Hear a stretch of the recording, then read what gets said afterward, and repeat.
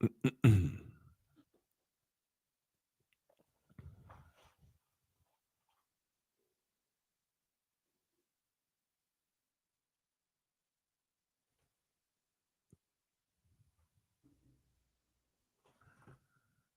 morning. Welcome into Husker Max today, April 28th, 2025. Spring football is over. Baseball's got a few weeks left, trying to extend a season. There's a lot going on there that went right for the Huskers over the weekend. We got a taste of the Husker Games. We will look at that, as well as the NFL Draft. A couple of Huskers taken over those 3 days, several others signing undrafted free agent deals, a few more still on the board that I haven't seen deals come out of. One of them for sure I thought would have found a home by now, but we're going to start with the Husker Games. And Nick Handley, I know you weren't able to be there because you were on the East Coast watching some baseball at a slow pitch softball park.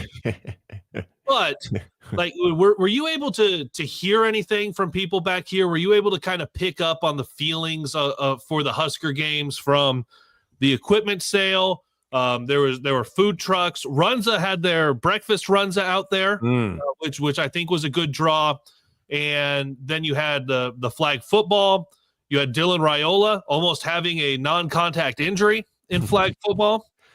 You had the actual football portion of it with the Husker football players. You had soccer in the middle of the afternoon, and then volleyball in the evening. And we'll get to volleyball a little bit later as well, because that place was rocking. But while you were clear out there by the Atlantic, what were you able to glean over the weekend from people and just kind of what they were saying about it? Well, it started with, and mind you, Maryland had their spring game going on, but you wouldn't really know. Was it a similar attendance? So this was funny. We were supposed to be playing right on top of it. We're going to be 2 hours apart from it, but then we had the 2 hour additional delay because of lightning in the area. But they were like, we're still going to play the football game anyway. So I think they just wanted to get it over with. Nobody's here.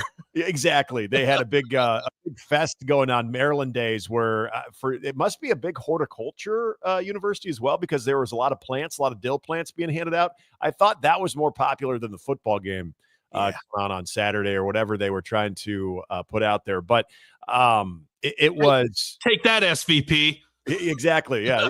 Crab cakes and football, not always what Maryland does.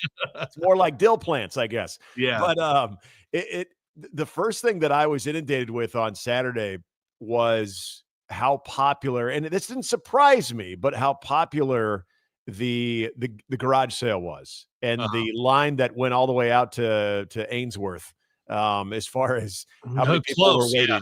I mean, people were getting there at 4 a.m. and they still weren't the first ones through the door, and kind of a really cool backstory, I thought, that was put out by the World Herald yesterday on just the overall process of getting that all situated, which I think, and Kaleb, I know there's so many different parts that you bring up there of the Husker Games.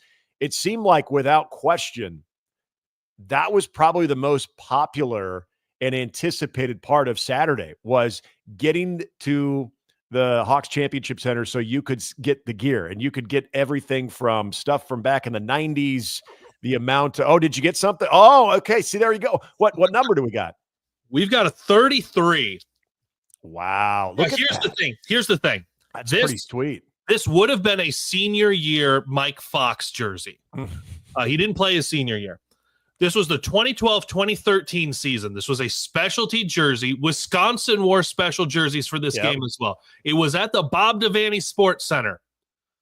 In the last 6.5 minutes, 13 total points were scored. We found the exact game. We found the exact game that this jersey is from. That is Big Ten basketball at its finest right there. 13 total points, 3 for Nebraska. Huskers lose 47-41. Yes. Welcome to the big. That's a relic right there, my man. That is great stuff. Yeah. So that amongst and because I posted to social media, I DM'd with Mike Fox a little bit yesterday. Oh, nice. That's cool. And I told him that we found the exact game, 47-41. He goes, some things don't change. I thought maybe he would make you an offer to try to get the jersey, but if it had his nameplate on it, I would have made a deal with him. Yeah. I would have absolutely, like, if it had the nameplate, as a former student athlete, I know how hard it is to to not at this level, but to hang on to the gear that you have over your time. You don't you want to take all of it, and sometimes you can, sometimes you can't. I would have made a deal with Mike Fox, but he doesn't have the nameplate, so he wasn't really like that ultimately that interested in it. But we'll get into the gear sale and some of the other stuff that people found and some of the what I'm calling very greedy people that came out of it. But go ahead. You're talking about the Omaha World Herald story. And looking at the skin tone, buddy, and I should talk too. May can't come soon enough. Beach season can't come soon enough there, Kaleb. But yeah, I mean, that was such a popular thing, is knowing that people were coming into Lincoln the night before, staying in a hotel so they could be early through the doors, I thought was really fascinating. And usually you would hear that similar stories about people that were anticipating the spring game itself. People coming from western part of the state, even from out of the state, to get into Lincoln Friday night so they could go watch the game. So dare I say the most popular thing on Saturday was the gear sale, which cool. That's great, because we've talked about this a lot of what would people think about it and what could be expected. I think the Midland women's 7-on-7 team, or flag football team, definitely put on a show, but then you get Dylan Riley. Bears? Right, exactly. I mean, shutout. I mean, it's not even the 60 points they put up, it's the shutout that they put up. But I think that was interesting. That seemed to get a lot of response, especially when Dylan tried to help out the Nebraska squad and play a couple snaps. But as far as the football part of it itself, and the actual 11-on-11, what we're used to seeing, this was just, and again, I had other things going on when it came to baseball, and I'm in a completely different Big Ten city. That seemed to be maybe the thing least talked about, in my opinion, because, and I understand why. These were not necessarily your major impact players for 2025 that were going head to head. Now, there's some future guys. I think it was cool to see TJ Lateef out there, but as far as the guys that were having the majority of the reps, these aren't the guys that you expect to be major players in 2025 and trying to bolster this season and try to have that year 3 breakthrough year for Matt Rule. So I think that's why it was tamped down a little bit. But the thing I loved about it, and this, what I heard a lot of on social media as well, is the overall personality of the entire event, where I don't, and we could have an entire show dedicated on Dylan Raiola, how he continues to just be the face of this franchise, because that's what college football is now, face of this program, but is everywhere and seems to genuinely want to be everywhere and want to really embrace this, which I think is amazing. But you get to see the personalities of the linemen, in the speed contest. And so as quirky and as maybe forced as some of those little skilled competitions seem, more than anything, I think it shows the personality, the roping part of it. I mean, there were so many different things and so many unique elements, but I think the commonality of all of it is it got to show more personality with this program, which I think when you are trying to endorse these kids, and if you're the university and you're trying to continue that revenue stream to come through, and you're getting guys that are going to be marketable, and you want some of those people that are attending these games, and you want them to see that Nebraska has these student athletes, and not only are they good football players and great athletes, but they're fun. Like, this guy wants to win a roping contest. This guy wants to win a wing eating contest. This guy thinks he's the fastest man, and he's nowhere near it, but he's giving it his all. It shows the personality. And I think in this day and age, the more personal connection you can have with those student athletes when it comes to a revenue share standpoint or a collective or NIL standpoint, and you can continue to feel like you're a lot more connected and getting more access to the program, I think that's a big part of that push forward. And so I think Saturday served many purposes. You made some money with a lot of the different gear sale and everything. You made some money with the tickets. I mean, all of that goes hand in hand. But I think it's a world right now where some people that have the means to do it, that are interested in donating to the program, are interested in maybe helping pull in more talent for the football program. Sometimes it's tough to open up that wallet a little bit without actually knowing some of the players or knowing what they're all about. And so for me personally, I think Saturday showcased all of that. You got your football, which was great. You got the community involvement, if you will, and a chance to get some really cool stuff at a heavily discounted price, which I think is awesome too. But you also have a chance to see these guys in their own element. I mean, we see videos all the time during spring ball, during mat drills, during fall practice. The chasing three element gives you a chance to know a little bit more about them. And I thought that was a stroke of genius, because we've seen so many college football programs kind of taking on that similar approach that Hard Knocks does, where one of the reasons Hard Knocks is so popular is because you get inside to the program, and not necessarily, oh, you get to hear a coach yelling or addressing his team. No, you get to learn more about these players, a little bit more about their families, but more than anything, how they engage with one another and what type of overall sense of humor they might have in certain situations. And the more examples you get of that, you feel more connected to those student athletes. You feel like you know them a lot more. And I don't know about you, and we are Caleb's got some technical issues going on, so we're just going to keep rolling here. But as far as everyone listening and watching, I don't know about you. When it comes to me, I'm someone who, if I'm going to open up my checkbook, if I'm going to be able to pay people or want to donate my hard-earned money and be able to say, here's a check, or here's to this collective, or to this university, I want this to go to football, or I want this to go to softball or baseball or volleyball. I have a tough time doing that without really knowing what that current team's about. And so I don't know if that was even discussed on the type of events to have on the Husker Games on Saturday. But I think there is an element to that where it allows the fans that have been so loyal, especially to this football program, in some tough times as of late.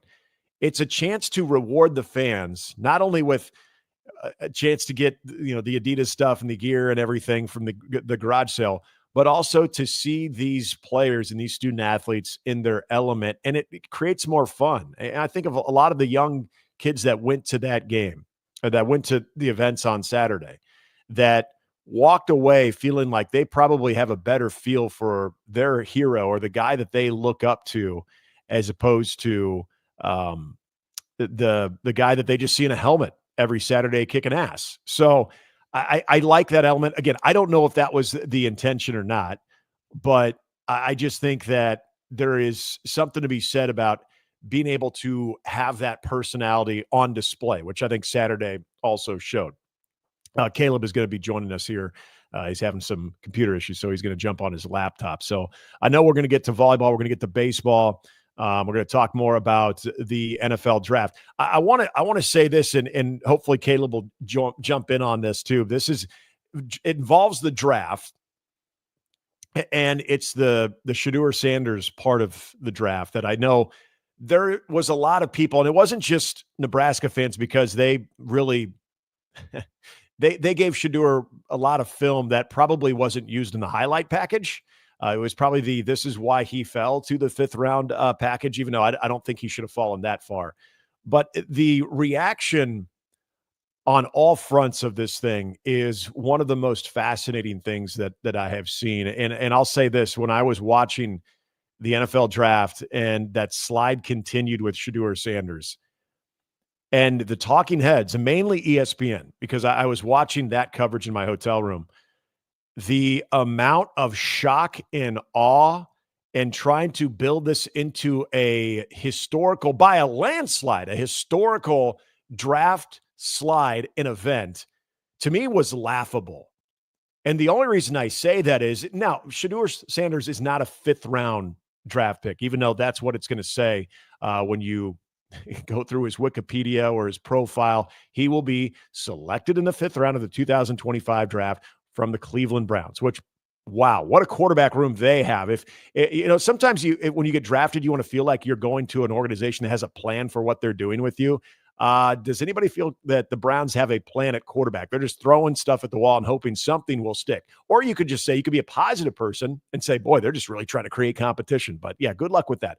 But anyway, this whole idea that this is a historical slide and this is something that is unprecedented, to me, I think is a bit off the mark, because I think there was a hype machine behind the type of quarterback that Shedeur Sanders was going to be. And I don't feel like I'm breaking any news here. If he wasn't Deion Sanders' son, if he wasn't Shedeur Sanders, if he was Shedeur Johnson, and he played for Colorado, and he had the record he did at Colorado, despite throwing to a very impressive talent, Travis Hunter, would this have really been the most historical slide that we've ever seen? If you just take the personality, the amount of hype, and that nameplate off the back of that jersey, would this even be a story? And my answer is no. So for the Mel Kipers out there, and even guys that I respect like Joel Klatt, for all of those people out there that were just up in arms and trying to gas this thing up as the biggest upset in NFL draft history, or in some people's mind, Mel Kiper's, one of the biggest shameful acts by all 32 teams in NFL draft history. Come on. What are we really doing? The only reason that this was a story is because of who he is, the family that he represents. It had nothing to do with the quarterback play itself. I think if you go in the first 2 rounds, you should be an elite college quarterback. I don't think Shedeur Sanders was an elite college quarterback. Carried himself that way. People gassed him up that way, but he wasn't an elite college football quarterback. So was I shocked that he dropped as far as he did to 5th in the 5th round? Yeah. But as far as, this narrative was being pushed after day 1, that they were shocked, absolutely shocked, that Shedeur Sanders did not go in the first round. And then early in the second, you could see Mel Kiper getting just more and more frustrated. It was just, to me, one of the more, I think, one of the more manufactured stories that I have seen when it comes to the NFL draft, on something that was being considered one of the biggest NFL draft slides we've ever seen, where I think, you know what, if you just take the nameplate off, was that really the biggest slide we've ever seen? If it was just a Colorado quarterback that had a 500 record in 2 years, nobody would give a hoot, and you wouldn't even know if he went the 3rd round, the 4th, or the 5th. It kind of exhausting. So, Kaleb, when you were gone, I was saving some of the Nebraska stuff. I had to get the whole Shedeur Sanders thing off my chest. Very, very upset about the way ESPN drove this thing into the biggest upset that we've ever seen, or the biggest travesty or slide we've ever seen in NFL draft history, which to me is bullcrap. It had everything to do with the name on the back and nothing to do with a guy who's a good quarterback, but in my mind, not an elite quarterback.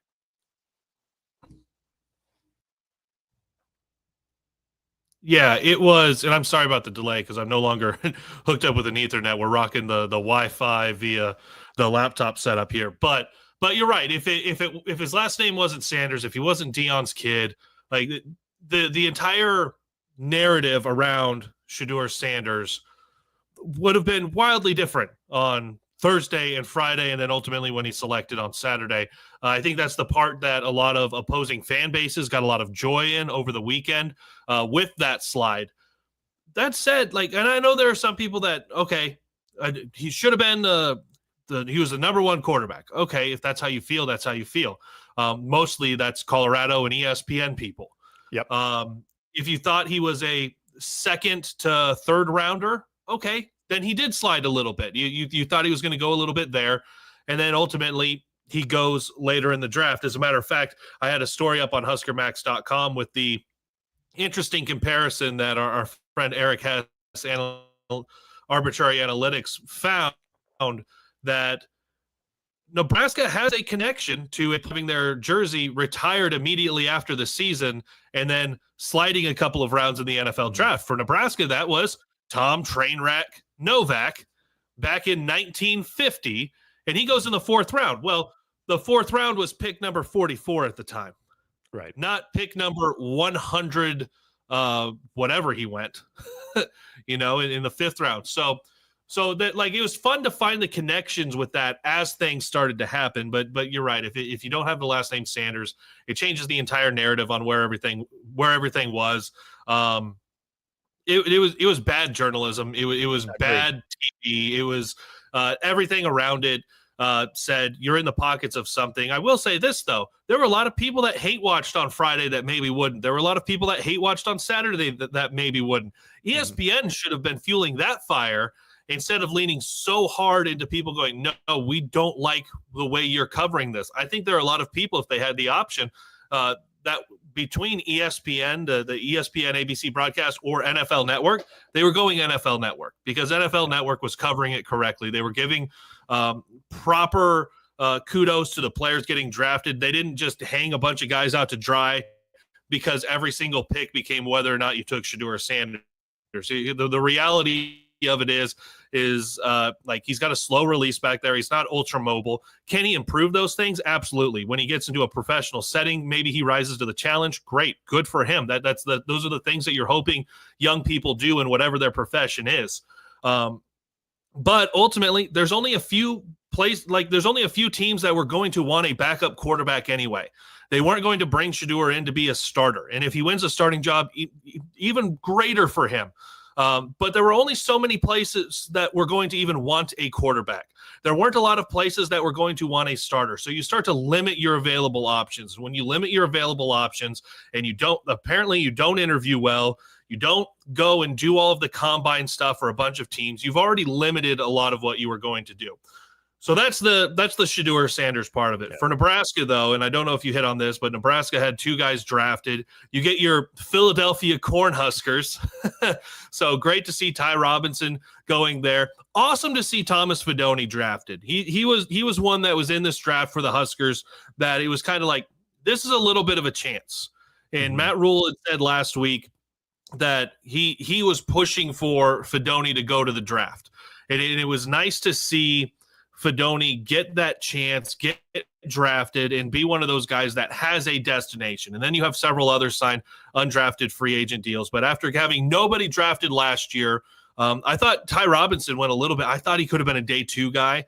But it was nice to see 2 guys go off the board for the Big Red. And like Matt Rule said last week, the large majority of these guys, anyone that was here for multiple years out of high school especially, and didn't transfer in, like Jamal Banks and Isaiah Nayor, like those are Scott Frost guys. Those are previous staff guys that were brought in, played at least a year, and then obviously 2 years under Matt Rule. And you have to imagine that the development took a pretty good increase over the last couple of years, because it wasn't that Scott Frost and company couldn't recruit. It's just you didn't see a lot of development. This current staff, you look at them as they're going to develop the hell out of you, whether you're a 3 or a 5-star. So it was good to see that bridge happen. And Matt Rule has always been one to give credit where credit is due. That was good to hear him last week. And obviously you see Ty and you see Thomas go on Saturday, and you have those undrafted free agent deals. Tommy Hill not anywhere at last check. And I know he's had the foot injury, but that's a guy who early in the fall last year, and I know if you go early in the fall last year, Shedeur Sanders was the number 1 pick in the NFL draft. But early in the fall last year, Tommy Hill was looking like a late 1st round, maybe 2nd round guy. Yep. And he's just been banged up. He's had the foot, and he missed some time, and he missed the bowl game. And that's a guy who has all the talent in the world and all the athleticism in the world. If he can get that foot right, I think there's got to be somewhere that takes a chance on him and says, hey, I know you're not healthy, but we're going to pay you. We're going to throw some pennies your way so that we've got the rights to you. And I just don't understand why that hasn't happened yet. It's a good point about Tommy Hill, because when you think about the unrestricted free agents, or the undrafted free agents, I should say, you think about the diamond in the rough, if you will.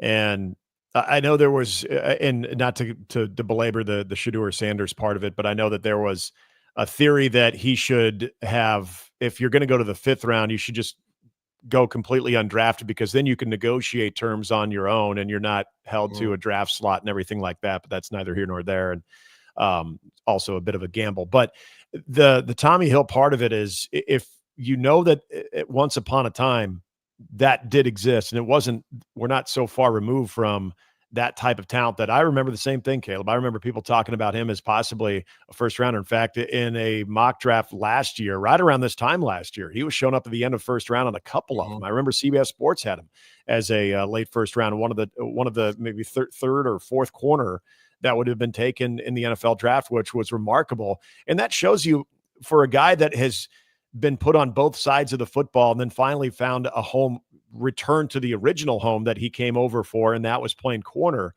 that I feel for Tommy. I think that there was some time lost in that development process when they were messing around with what they wanted to ultimately do with him. And I remember when Matt Rule talked about Tommy Hill in his first year, I will admit I rolled my eyes because the whole Tommy Hill thing, I was kind of starting to move past it. No, the guy's got a lot of ability and he's a great guy.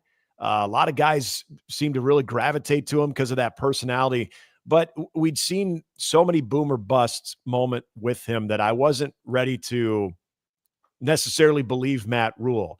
And then all of a sudden, especially the first half of Matt Rule's first year, you start to think, okay, all right, now I'm starting to see what they're talking about because he's making a lot more good plays than bad.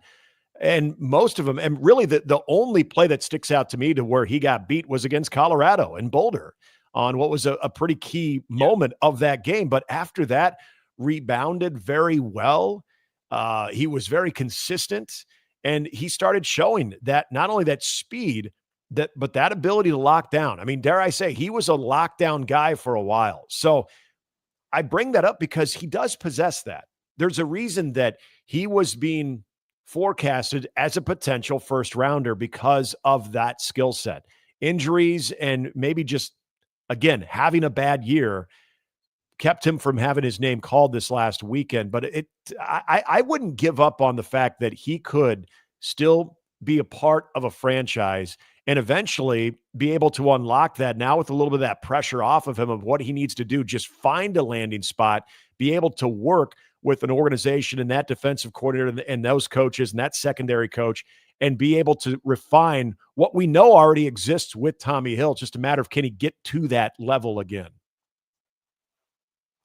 There were so many times that he was the best player on the field. Yep. And like that includes Ty Robinson and Nash Hutmaker up front.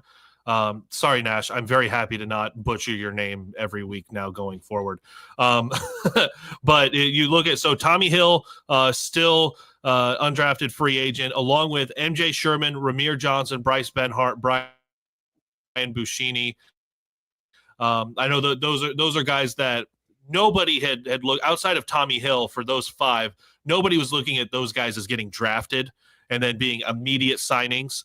Ramir Johnson, we know, has been banged up. And MJ Sherman, I think, has got a ton of potential. You got to see where he ends up. Bryce Benhart could maybe be one of those. Like, Nebraska has done a really good job of offensive linemen that maybe you went, oh, they didn't necessarily shine, but they played a lot of football in Lincoln. And then, oh, man, they got a 5+ year career in the NFL.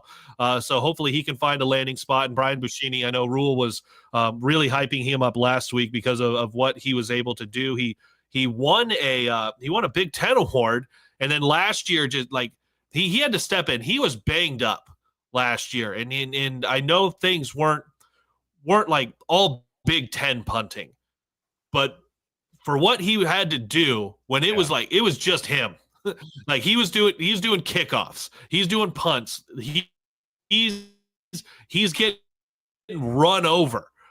That guy was an absolute warrior, and I think they should be able to, for spot out there for him to at least come in and kick the ball around and see if he can work something out. Other guys who have signed: John Bullock to the Buccaneers, Ben Scott to the Buccaneers, Isaiah Nayor with the San Francisco 49ers. Carolina Panthers have signed Isaac Gifford. And then Baltimore Ravens took both Nash and Jamal Banks. So that's the latest on where any of those guys are for the NFL. If any of the other undrafted free agents like Tommy, MJ, Ramir, and so on, if they do sign, we'll update a lot of our NFL Draft Central stories at HuskerMax.com and Nebraska Cornhuskers on SI. Real quick, I'll just go back to the Husker games with the equipment sale. I was there at 6:30, Nick, or 6:50. 6:50. I left home at 6:30 to go pick up a buddy. 6:50. I'm in line. We're about 60th deep. We're about 60 deep, and we are there more than 2 hours before the thing opens. So yeah, there were people there plenty early. There were people that had like the little kid wagons. Yeah, that's what I heard. Yeah, because they were ready to go fill stuff up, and I was just like, man. So I went and I wanted, and maybe you can actually help me out with one of these. I wanted a basketball jersey. That was number 2 on my list. I was able to go grab that. Number 1 was like these old like sideline chairs, cream colored, said Huskers on them. And when I walked through the door, the last ones were being picked up. And I was like, okay, that was my number 1. That's gone. Let's go to the jerseys. Good thing I got there because there was only like 4 or 5 left. Okay, so I grab one that I like. I go, I really like that design. Looks like it'd be about my size. Worked out. I got it. I love it. It's 33. I just say that it's Scottie Pippen, but Mike Fox is a nice second on that one. And then I wanted a baseball helmet because they said they had baseball helmets for $10, and I did not see a single one in there. So then I had a list for other people who couldn't be there. And that was one of the things for me was I knew there were a lot of people who could not be there, let alone be 1,500 deep in line. Yeah. So for a few people that weren't there, it was baseball or softball gloves. It was shoes. It was softball jersey. I got none of that. I got none of my list for other people. I had at least a dozen things on in my little notes app, and I got one off of there. And I was 60th in line. Now, I wasn't going in for a specific football jersey because I wasn't paying $50. I wasn't paying $250 for one of the helmets, and then those had a specific item limit on those. You could only do 2 of the helmets per person. So I wasn't going for those, and I know a lot of people were. But for my list, I thought I had a very modest list, and to only come out with one and being 60 deep, I was like, wow, people picked through this very quickly if they were the first 50 people in line. And good for them. That's why they were there. I did end up walking around, though. I got a pair of basketball shorts. I got some sweet red sweatpants that I actually wore playing slow pitch softball yesterday. God, those things are comfortable.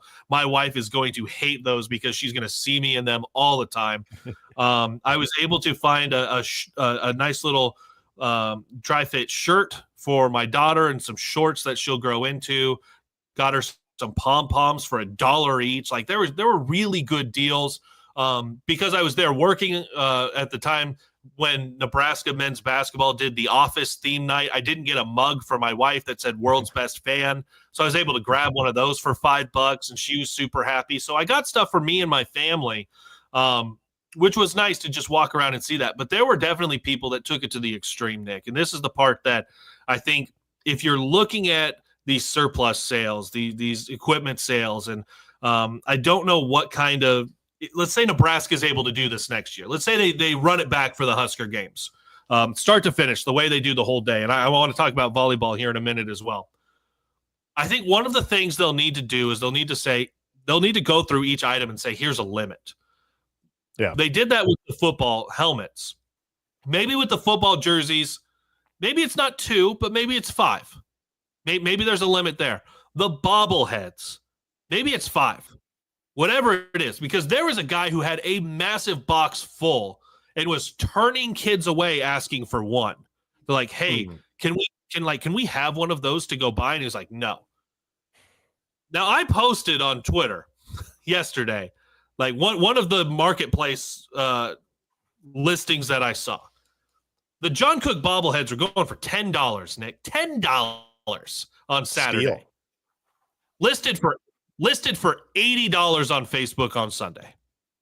And that was one of the lower prices. And there's a guy who, you can find it on my Twitter page, but there's a guy very defensive about this is what the market prices are. And I'm like, man, the market price can be whatever it is. That doesn't mean you have to go be greedy. like whatever it is. The university messed up by not putting limits on what people can buy.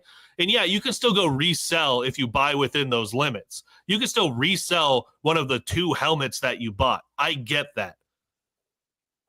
But you don't, just because you can doesn't mean you should. And that's a part where I think there's a lot of people who couldn't be there or were super far back in line. They thought, let's show up at 7:30. Let's show up at 8. Maybe we'll just kind of stroll by the stadium at 9 and see what the line is. And that line is halfway to the John Cook Arena at the Bob Devaney Sports Center. That's disappointing. And there were a lot of kids in line too. There was a lot of shoes I think people were wanting to get for their kids. There were gloves. Most of the gloves I saw were lefty gloves anyway. So that market I think was already limited. But my big disappointment with the Husker Games is that there were people that saw dollar signs instead of fandom. And that's the thing that I thought the equipment sale, the reason I was excited for it was the fandom, was that I had friends and family who couldn't be there that I was going to try to pick up items for them. And I know there were a lot of very similar people who went through that line and did the same thing. But there were also a lot of people, and like there's no way to stop them. It's not exclusive to this fan base. It's not exclusive to this event. But there's a lot of people that saw fandom and instead turned that into dollar signs and said, I'm going to go make as much money as I can in here. The rest of you be damned. I don't care how long in line you've been here. I was here at 6 o'clock. I was here at 5:30. And I'm going to go in and I'm going to make a couple $1,000s out of this event. That's not why the university put this on. And so I think there's no way to stem that entirely, but maybe some more limits on some of the items that you're able to get. Maybe it's you have a bag this size and it's anything that you can fit in this bag. Like there's got to be something. Yeah. I do hope the university runs this back though, from the equipment sale side of it, because it was fun going in there and just looking at a lot of the old stuff, getting an authentic jersey from more than a decade ago. I don't care how ugly the game was. This was a jersey that was on hand for a men's basketball game at the Devaney Center. That's cool to me. And then I'll just real quick on the football part. So full disclosure, I went to the equipment sale. I wasn't feeling great after, and I knew I wanted to go to the volleyball match later. So I went, well, they're only doing a little bit of live scrimmaging and some of the other activities. I'm just going to go home and nap. So I didn't go to Memorial Stadium for the football activities.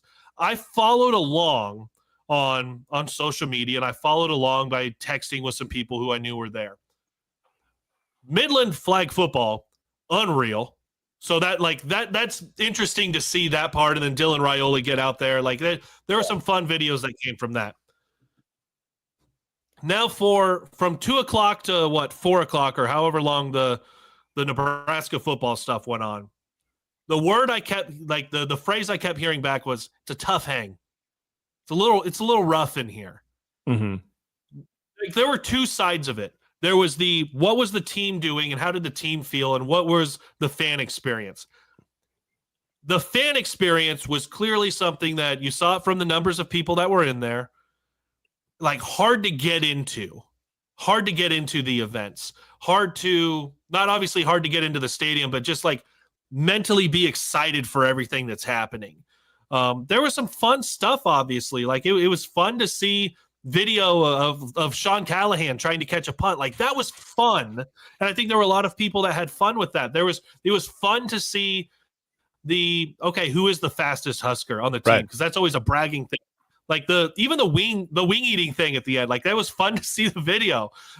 Get the gloves off your hands, you pansies. Go in bare hand with this. It's a food eating contest. Not in there to give someone a manicure. Come on.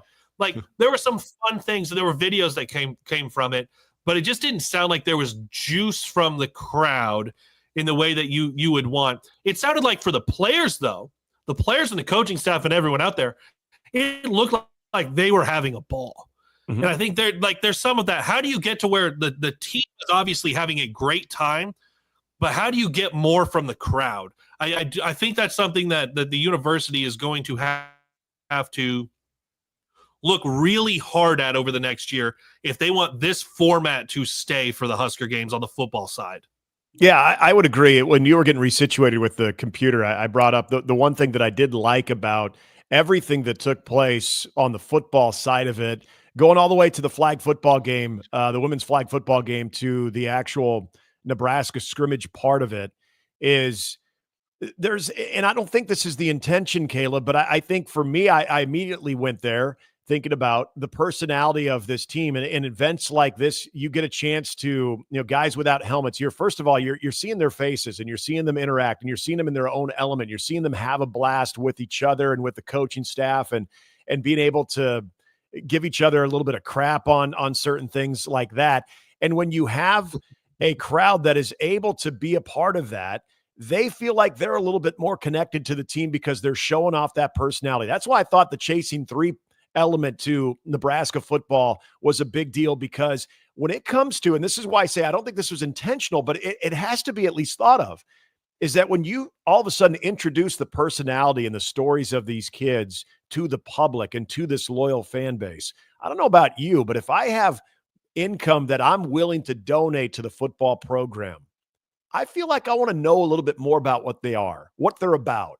And these type of events are perfect for that. You get a chance to really see these guys not as non-robots, as this football machine. All they do is they wake up, they eat, they work out, they go to class, they play football, then they do something else and they play football again. Like, you get to see, like, they're just like how we would give each other crap or still give each other crap. They're having fun with one another. That, I think, resonates with the fan base. And I think if it does come down to, I've always been a little reluctant on donating, but man, this team looks like they have a lot of fun. Boy, they really interact with the young kids. They engage with a lot of, like, with my son and my neighbor's daughter and son, and they just seem like they're good stewards of the program. You know what? I'd love to help that football program with the money that I have too. So I'm not saying they do this solely because they want to raise money, but I think that helps when you have that type of personality, really as the common theme of this whole thing on Saturday.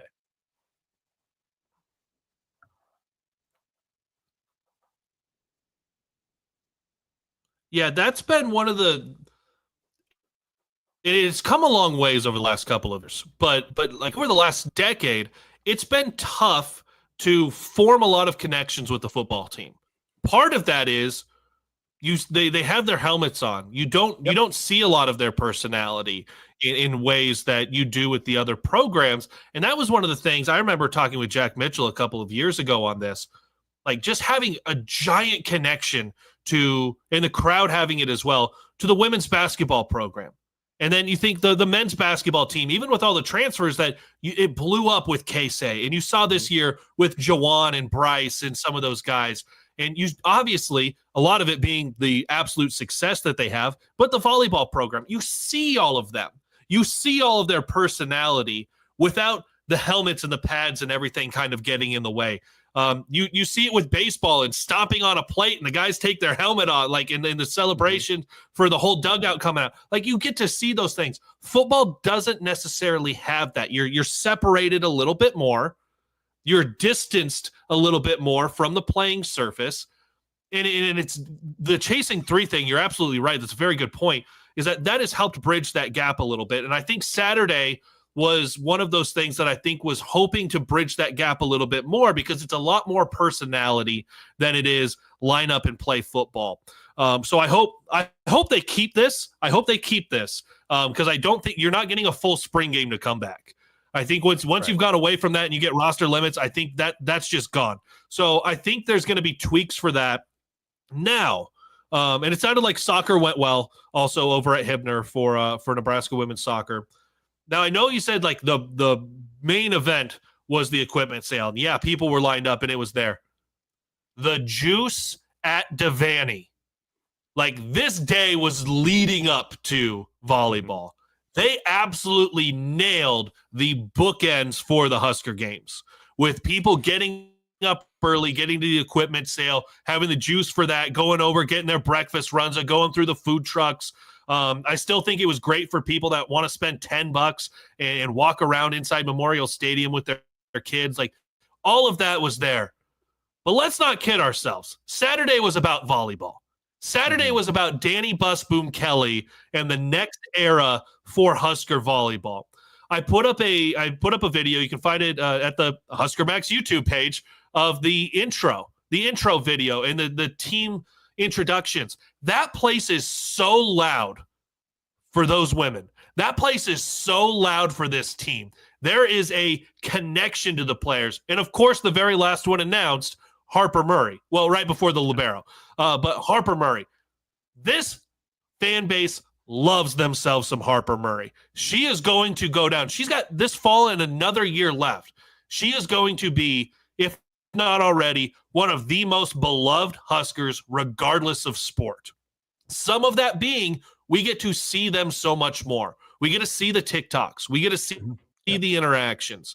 Now, on the playing floor, so I wrote a story. You can find this at huskermax.com as well, but I had a few takeaways. Harper Murray, I think, is a legitimate National Player of the Year candidate this fall as a junior. She's got a jump serve going. I think if you add that, her weapons are going to be insane. And not just the way they set her up in the offense as well. We saw last year her hitting from the back row a lot more because she took over as a 6th rotation player for Merritt Beeson, who'd been hitting out of the back row there. But you're getting a lot more of Harper offensively.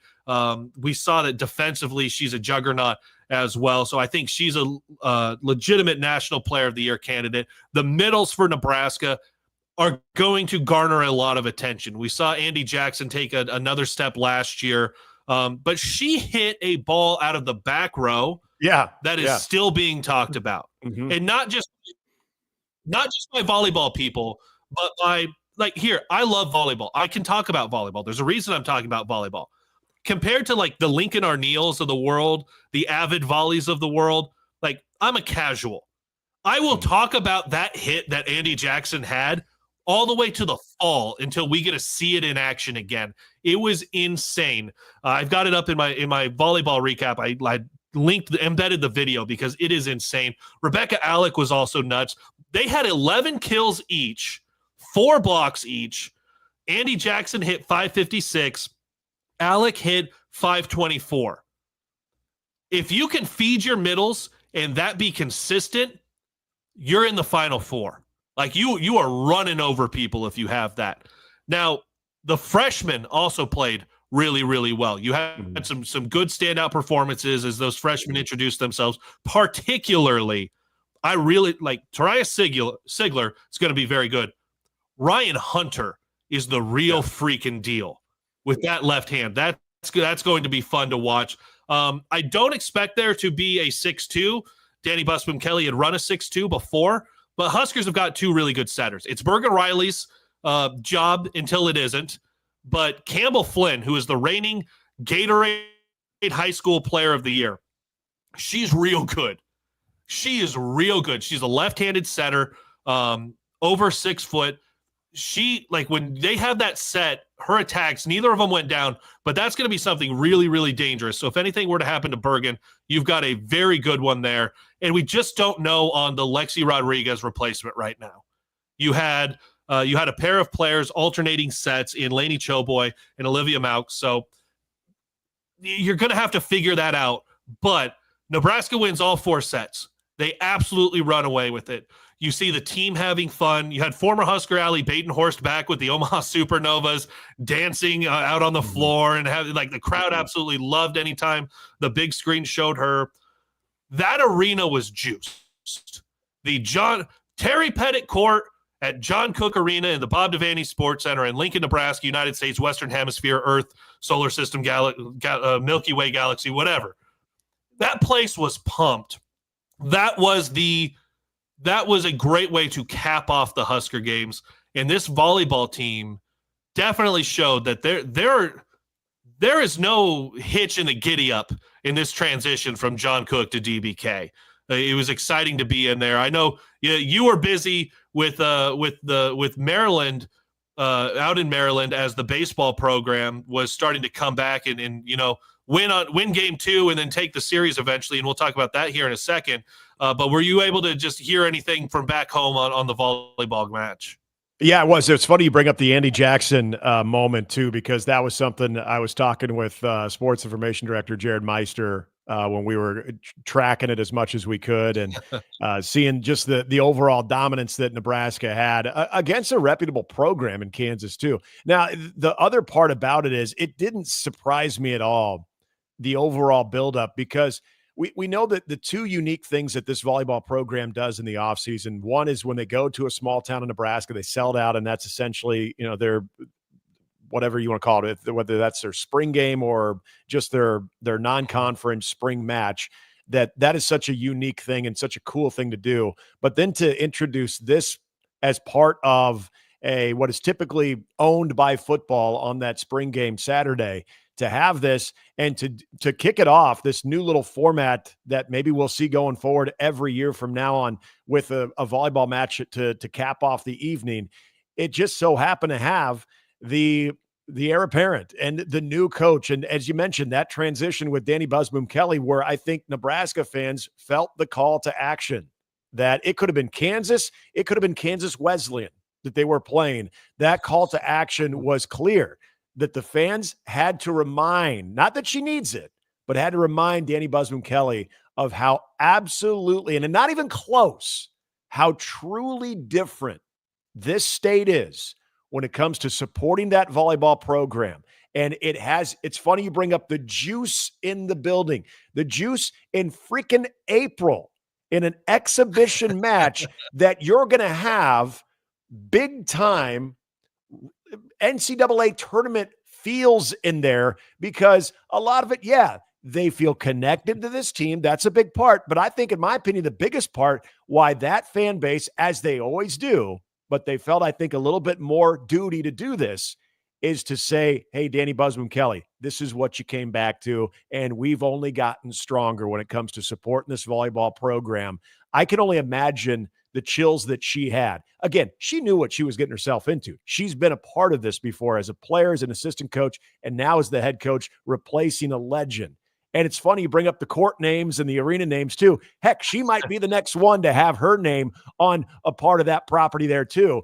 But I think it's such a unique situation when you're out of season and you play this exhibition game, and you wouldn't even be able to tell. You wouldn't even be able to tell that it doesn't mean anything. There's nothing on the line in a statistical or standing standpoint, that this is just a Saturday night playing volleyball against another Division I power program. And look at what we do. Look at how we support this program. I can only imagine what DBK was feeling before, during, and after that whole experience. And Kansas is going to be pretty good. They're in a transition as well with Matt Ulmer, who was at Oregon for the last few years. He's brought in some pretty good players. Kansas is going to be good. Nebraska is going to be elite. For some of the volleyball people that I talked to, they said they're getting the 2000 John Cook vibes his first year in the transition taking over. There's so much talent that is here. The offense looks it looks a little bit faster. Like there's more options. They're opening that up a little bit freer. The defense, I think we've got to see where that develops, because having Lexi Rodriguez back there was a cheat code. So what does it look like with your block? What does it look like with different folks running around back there, the littles? But Danny Busboom Kelly said after the match, this is the deepest room of liberos she's ever coached. So somebody's going to have to rise to the top on that. And Nebraska volleyball will play another match this Saturday out in Ord, America, against South Dakota State. I believe that's going to be on Nebraska Public Media, but I'll have to look that back up. But yeah, it will be broadcast. It will be televised. And some of us spent all weekend watching the Big Ten Plus because of Husker baseball out on the East Coast, not here part of the Husker Games. It was wild to see baseball and softball on separate coasts while all of this stuff is going on here in Lincoln. But Friday, just from following it around, Friday just felt like, here we go again. It's a bad weekend. And I know baseball's not that way, because every game there's new pitchers, it's new scenarios, it's all of that. But Friday was just I hate this. I hate where this season is going. And then a win on Friday, and then, as I titled it in my recap story, a shellacking on Sunday. The bats didn't just come alive; they were juiced. It seemed like a little bit on Sunday. Let me start with asking you this: have you ever been a part of a game where both teams had grand slams? No. The closest thing I had to that would have been 2018 Wichita State. Alec Bohm was on that Wichita State team. He had a grand slam, and I believe it was Joe Acker who had a 3-run bomb in that game. And the wind was ridiculously blowing out to left in that game. So that was the closest that I'd ever had where each team had one. And it was funny. The wind, it was more advantageous on the mound for Saturday and especially Sunday, but both Swanson and then Hollis were able to find, actually, no, it was Hakopian was able to find that one area where it was pushing out there to right center. So just taking advantage of the elements. But what a response that you said on Friday. We left the ballpark, and I know the team definitely felt it too, but this is where I'm going to give this team a lot of credit because these are the series that they need to win. I feel like just from a statistical standpoint, that you're through the part of the Big Ten in that schedule where it's a meat grinder. And they had it. I mean, they faced UCLA. They faced Iowa. USC is no slouch either. And so they went against those teams more front-loaded in the conference schedule, especially on that really odd 11-day road trip out in L.A. So, what would they have left on that final stretch? You looked at the clearing of that schedule and thinking, okay, if they still have something left, they could take advantage of that back end. And Friday against Northwestern, similar situation. You feel like you tie that game up and you're in good shape. And then all of a sudden they get a kind of a bloop RBI, 2 RBI single to eventually win that game. Nebraska has to respond. And it's a daunting task knowing that you have to show up on a doubleheader day and win both of those games if you want to win a series. Nebraska did that, and they pounded Northwestern in the second game, much like what we saw yesterday with Nebraska and Maryland. And so the response, and it started with how Will Bolt challenges his team after those moments. And there is that veteran presence on this team that still obviously gives a very large damn. And so they responded very well, I thought, on Saturday, especially when you have the delay. You wake up, you think you're going to be playing at 2:00. Then all of a sudden you find out you're playing at 4:00. You're sitting around a little bit longer. These guys have been through enough of it, though, that it shouldn't faze them. But they came out, they responded extremely well. They got all over Maryland pitching then. And then yesterday, I mean, we've seen Nebraska when they're not able to hit the strike zone, runners get on base, teams usually find a way to make you pay for that. Nebraska was able to take advantage of that in that first inning where their starter could not throw a strike. Andrew Johnson could not find the strike zone whatsoever. But then this is where I got nervous. It's all of a sudden bases loaded, nobody out. It's 0-2. All of a sudden he works ahead of a hitter, and it happens to be Gabe Swanson, much like he did the week before against Northwestern with the grand slam. He's in a 2-strike count, and he is able to deposit one over the outfield wall. And then at that point, you could see there was, I would say, maybe just a little bit tense, because if he strikes out, all of a sudden you're a ground ball away from getting out of that. He hits that over, and then all of a sudden the floodgates went wide open. And the only moment of that game that had a little bit of drama is that grand slam that you mentioned that Maryland had, and Hakopian. All of a sudden they put up a 5-spot. You're thinking, well, they're back in this game. It's still a 6-run game, but they're back in it. Nebraska responds with a 5-spot. So essentially, after Nebraska put up the 5 runs after Maryland did it, the game was over because Maryland had the will absolutely beaten out of them.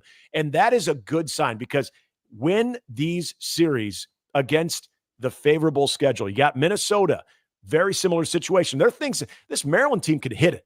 Okay, Northwestern was also offensively pretty decent. Common theme with some of these teams is there's some pop in their offense. It's the staffs that have been struggling. So can Nebraska continue to take advantage of those opportunities, especially with this series against Minnesota? You got Michigan. That is going to be a big one because Michigan's also a huge RPI opportunity as well. And I know people are probably laughing, come on, can we really talk about RPI? Crazier things that happen. Nebraska needs to get over 500, but they still have good RPI opportunities with tomorrow with Kansas State. Still got Creighton one more time, and that Michigan series are all good RPI opportunities. So if you win those games, you're over 500. Crazier things have happened. You got to get in the 50s when it comes to the RPI to have a shot at an at-large. But more than anything, get to Omaha. And if it all started today, Nebraska in a 4-way tie for 11th, but they own the head-to-head against 2 of those teams. They don't play Michigan State, so you don't have the traditional head-to-head against them. But you win those series, these next – and don't forget Purdue on the road to wrap up the regular season. If they can win those series, and I would say even at this point, when you have the 9 conference games left, you got to figure out a way, I think, to get 5 more.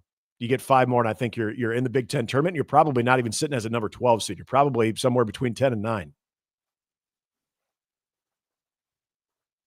Yeah, play your way into Omaha. That's what matters right now. Kansas State and Creighton matter for your RPI and hoping for that at-large bid. But take care of business on the weekends. Get yourself to Omaha. And that new format, which looks fun, I'm interested to see how the pool play plays itself out, because I know like the Pac-12 had it. I think the ACC had it. It's interesting to see what that format is. And Husker fans, and I think everyone in the Big Ten baseball family will relearn that this is a format that's actually happening over this next month.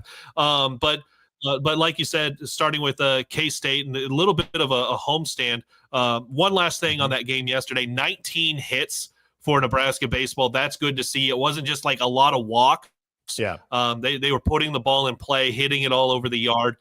And in that fourth inning, that 5-run fourth inning for Maryland, only 2 of those runs were earned, because there were a couple of Husker errors. It's not that Maryland went and said, okay, we're getting back in this game. Nebraska helped them out a little bit. And if you take that away, there's even less life for the Terps when you get halfway through that game. Back at home, like you said, tomorrow, home this weekend. Because the Huskers, and I like that Nebraska Athletics is doing this, I'm going to plug this. I will be out there. The Ballpark Bash, 11-2, May 3rd. So coming up this Saturday, there's going to be face painting, balloon making. There will be a prize wheel, obviously concessions, inflatables. I'm taking my daughter out there. This will be out at Haymarket Park. It'll be between Bowling Stadium and the baseball field. So I'm looking forward to that, because it's family friendly stuff that you can go out, and it's entirely free.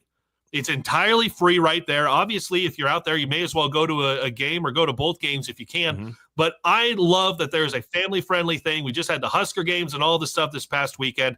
I'm taking the family out to Haymarket this Saturday for the Ballpark Bash. I encourage you guys to go do that as well, because I think it's so much fun to get out and be around other Husker fans and be around fun stuff like this, Nick. I know you'll be a little bit busy, but I will take in the face painting for you.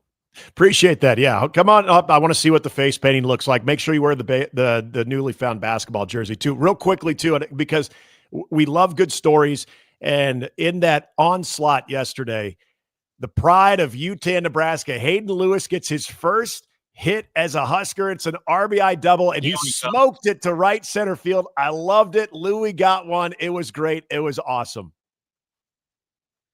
Make sure you check out all of our stories, huskermax.com. Subscribe to the Husker Max YouTube page as well if you're not doing that already. Click the notification sign so every time Nick and I go live between our very busy schedules, you're able to jump on and listen to us as well. Nick, looking forward to listening to you from some more ball games, and hopefully I see all of the rest of you guys at the Ballpark Bash on Saturday. I'm Kaleb Henry. That's Nick Handley.